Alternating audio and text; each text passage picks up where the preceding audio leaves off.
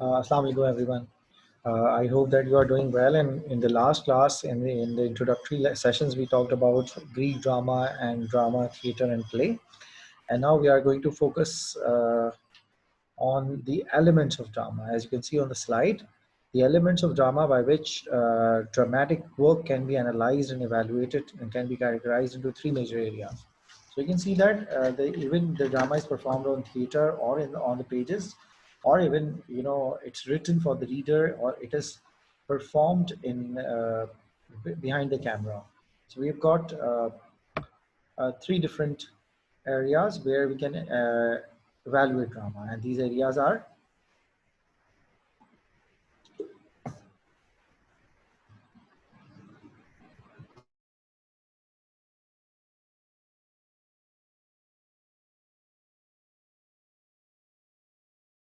Yes, literary elements, technical elements, performance elements. So now we can see that how they are divided. Okay, Aristotle's six element of drama, literary elements. So Aristotle's defining of a drama is basically considered, and it is the origination uh, through which the drama had started and developing, and then Aristotle evaluated pre-Aristotelian drama, in which Sophocles' drama was the most popular one, and there were three more dramatists we have already talked about, so we know that. According to him, the perfect plot of a drama is basically Oedipus Rex, or Oedipus Rex that you call it. So the first thing is plot. Drama should have a complete plot and a proper plot.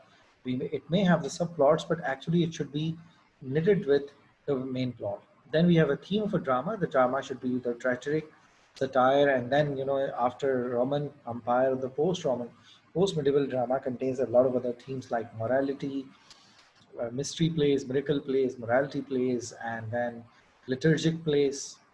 Then we have characters. Obviously, the role of the character was important, but it was not as important in the early Greek times as it happened after Sophocles' dramas. The dialogues, music, and rhythm were the important part of a drama. In the background music, the sound effects, and the spectacles, like the people who watch it, the audience reaction was also the element of drama, that how the audience see that. And spectacles can also be categorized as the setting of a drama as well. Now, plot refers to an action or series of an action in which the storyline or the roadmap uh, storyline of the play.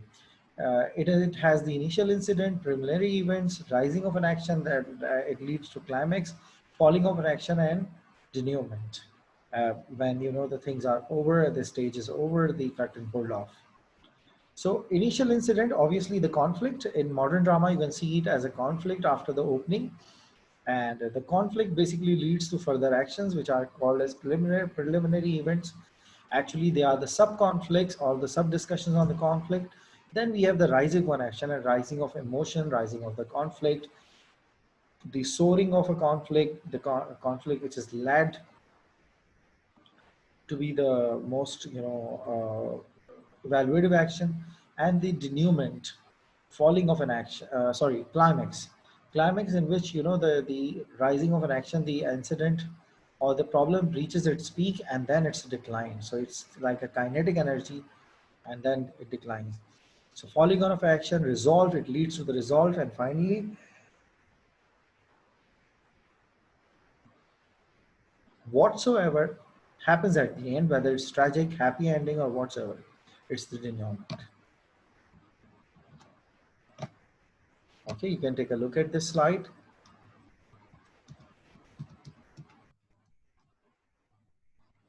Here we are, themes. Theme refers to the meaning of the play. Theme is the main idea or lesson to be learned from the play. In some cases, the theme of the play is obvious, and other, uh, sometimes it is quite subtle. The conflict between two individuals, this type of theme, friendship, war, uh, revenge, conflict between man and supernatural power, conflict between the man and himself. So they were the most common themes in the time of uh, Greek era.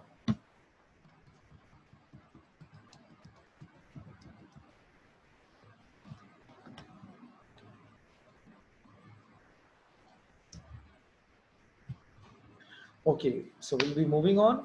So we can see that the most common themes, the three common themes were there at the time of the Greek. So here we have the characters, the people, sometimes animals and ideas portrayed by characters in the play. It is the character who move the action or plot. Characterization is the way and another presents the character. We have the most important characters known as protagonist, the hero of the novel, the play, antagonist, the opposition forces, maybe villain. Static character, we have the dynamic character, foil, stock character, stereotype, and archetype. So there are the six different types. We have the character who are round, who are flat. They are different, ways in which they are performing. Even the characters include supernatural elements, their thoughts. So it's there. So these are the qualities of the characters. I'm sure that you will have certain questions on being dynamic in a static character. The characters, static characters means the characters who do not speak or act, they are just there as a part, and dynamic ones are the major characters, the main characters.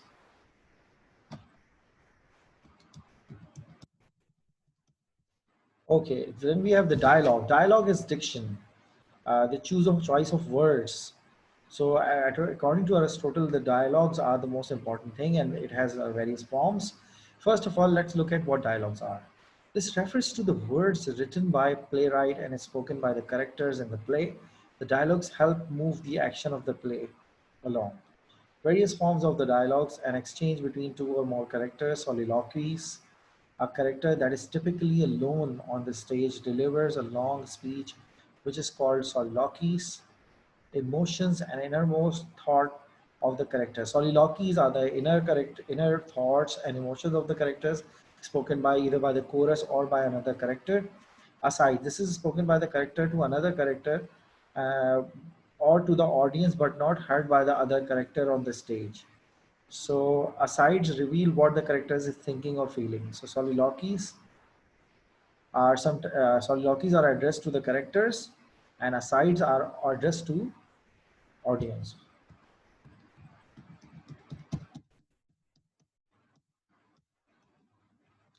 Music and rhythm. The use of music has always been important. I'm sure. Just take a moment and think about the dramas or any theater that you have seen in which you have seen the use of music.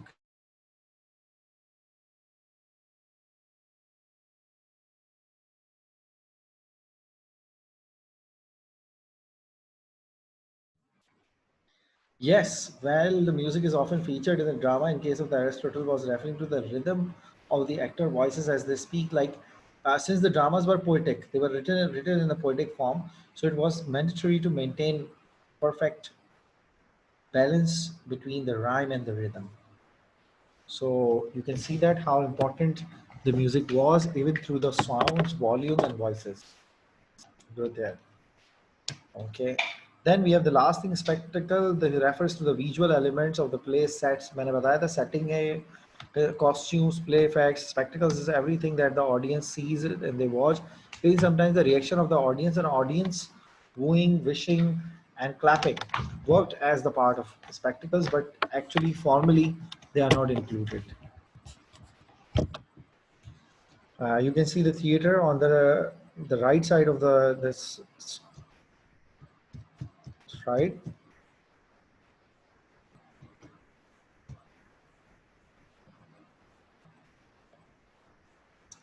Elements of drama in the modern theater. Now, modern theater has changed. Now, if you can see the elements of theater in the early, plays, the literary elements. Now you can see how it changed. Elements of drama in the modern theater. Literary elements in the modern theater contains character, plot, theme, dialogues are there, convention is there, genre is there, and audience. In the early form, or the early Greek and Roman plays were usually, surrounded by genres and by, very limited genres and by different themes.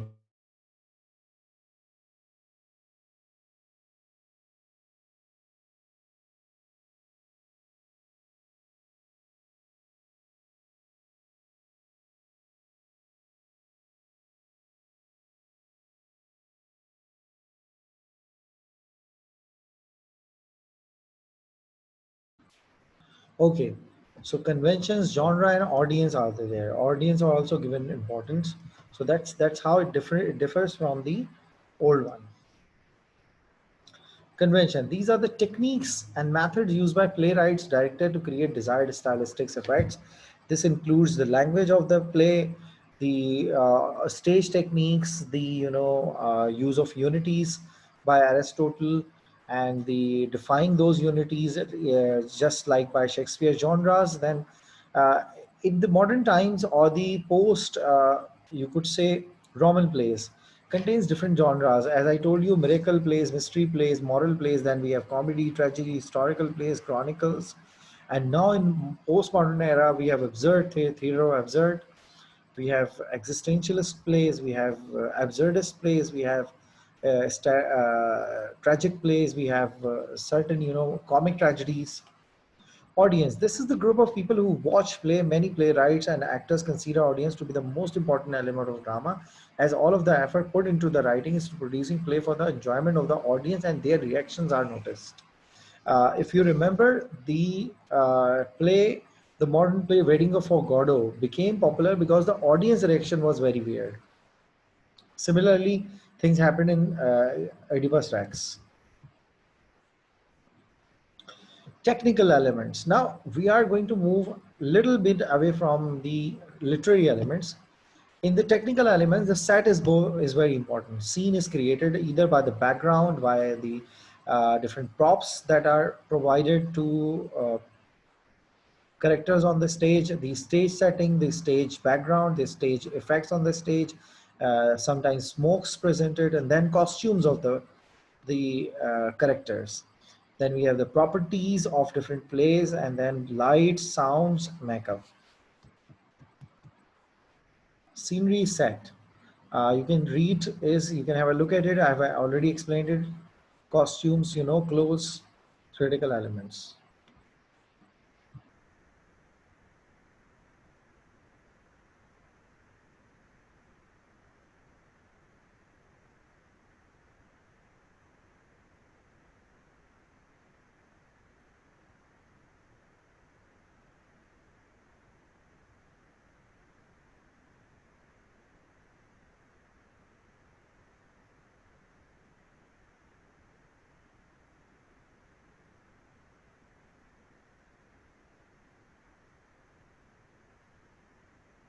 If you have any questions, you can leave in the comments so that I should be able to answer you in the comments.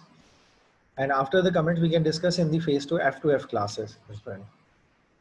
So when you are listening to this, do leave your comments so that I should know that you have any problem. The theoretical equipment such as curtain, flares, backdrops that I've explained, clothing, accessories are worn by the actors to portray characters. Properties are the article, except costumes, other props, the props we use. Then we have lights. The use of light has become more important in after light has been introduced, camera has been introduced. Similarly, the sound effects, it has always been there in shape of music, but now then it's created, it is different, that the sound, background sound has been created. Makeup includes the costume, wigs, body paint used to transform the actors. Performance elements. Performance elements can be seen as performing arts, like acting, the use of face, body, posture, gestures by different characters to portray different characters. Mr. Bean, Charlie Chaplin is one of the examples. And there are silent characters in which, the serious movies, the character motivation, the reason for the reason or reasons for the character's behavior, incentives, and inducements for the further action for character in drama. That's why people are called method actors, and theater has been given a lot of importance. Then we have character analysis in responding to the dramatic art process, examining how the element of the drama and literary technique and performance are used. So you can see that the character analysis is also important. Not only character motivation, but it's their performance that is being talked about. Empathy, the capacity to relate to feelings of another. Like you are also working for the audience. So the characters are actually performing for the audience. So you can have a look at this and leave your questions in a comment about that. You have 1 minute.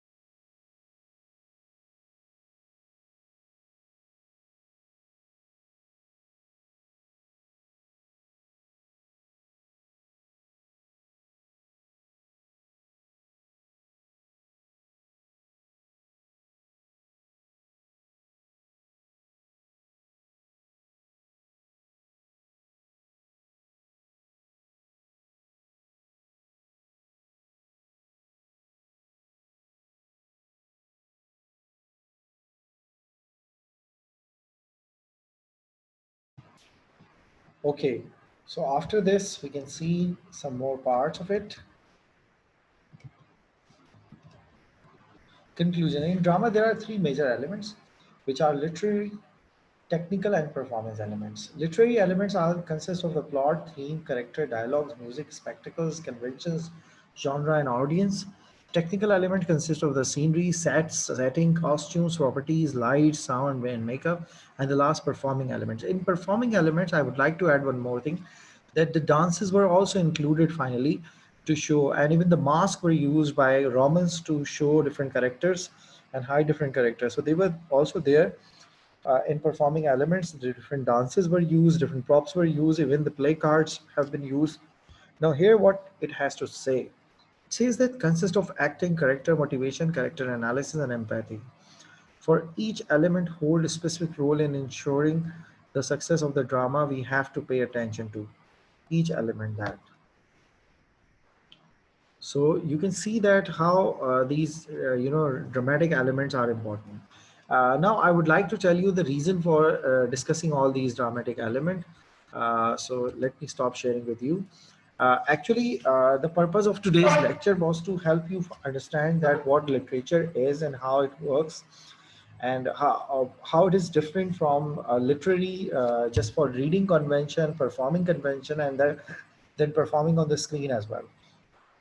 For literature students these days, they are quite strict to only reading of the plays, but they need also to understand one thing, that play is more about performances and the visual understanding of the audience, or an auditory understanding of the audience rather than reading it.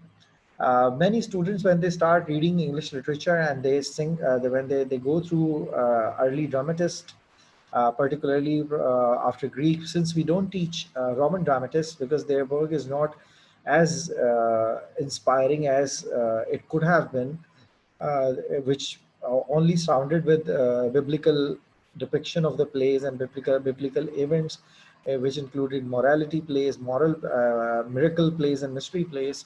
Only one play that has openly survived, or that survived fully, that's Every Man.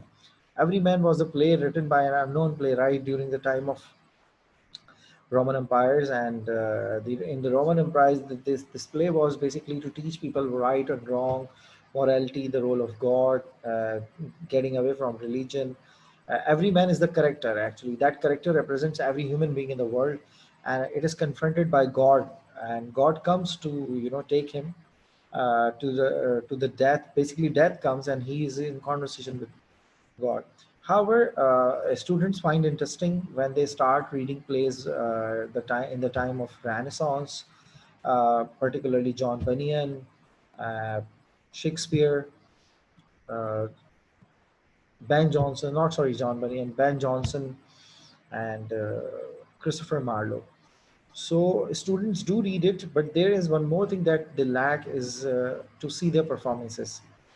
Plays more about performance, and the performance includes both auditory and visual, because the tone of our characters, the way the characters speak, soliloquies are presented. The chorus is working, the chorus is talking, the chorus is creating sounds, and music is being used. It's quite equally important for the understanding of a play, critical understanding of the play. Therefore, I usually tell my students to watch theater as well, because without having the taste of theater, you can never understand what's written in the book only.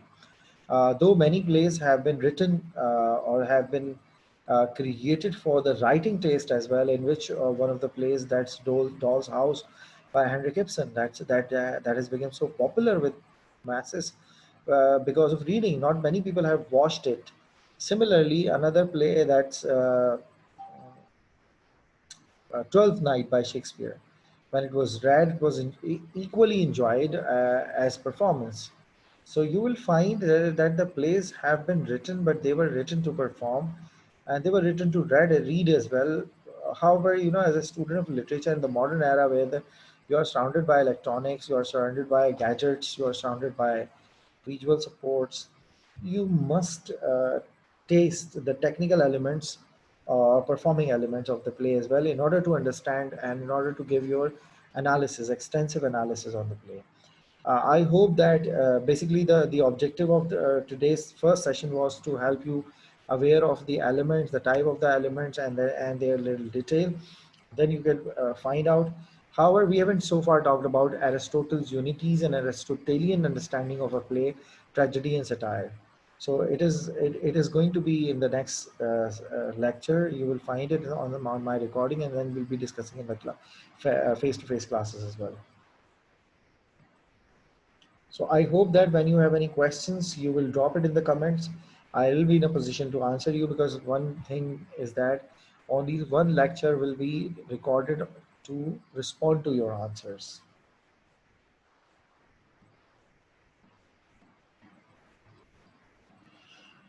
Yes, I have some questions from the students who have already spoken about it. That why Greek play? Why do we need to study Greek plays? I will answer the next video because it's going to end. It's the first session is going to end. I will discuss the importance of Greek plays, and as well as discuss the importance of Roman playwrights during the time of Roman plays, which is also a different topic. But actually, the oldest surviving plays are from Greeks. The most reliable, with most reliable resources, like Sophocles plays, his contemporaries plays. So that's why we discuss these plays. Okay, many students think that I should be repeating or resharing with you the slide. So yes, I can reshare and repeat the slide with you. Yes, let me share it with you. Yes, it's for the last time so that you can have a look at it again.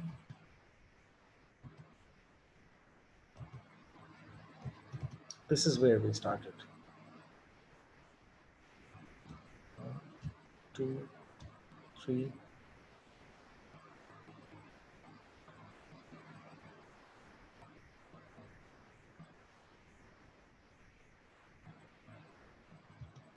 Here's the three plays. The Aristotle's early elements must remember plot, theme, character. Dialogues means diction. So in some books you can also find the word diction. Initial.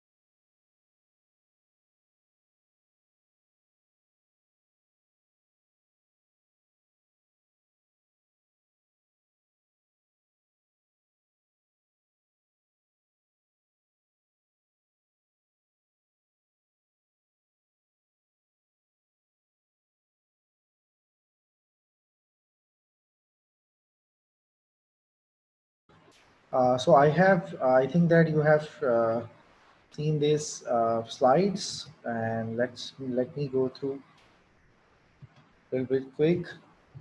These are the elements that we have, performance elements, and that's, thank you so much. I hope you have enjoyed this lesson, and inshallah, we'll be meeting in the next lesson as well.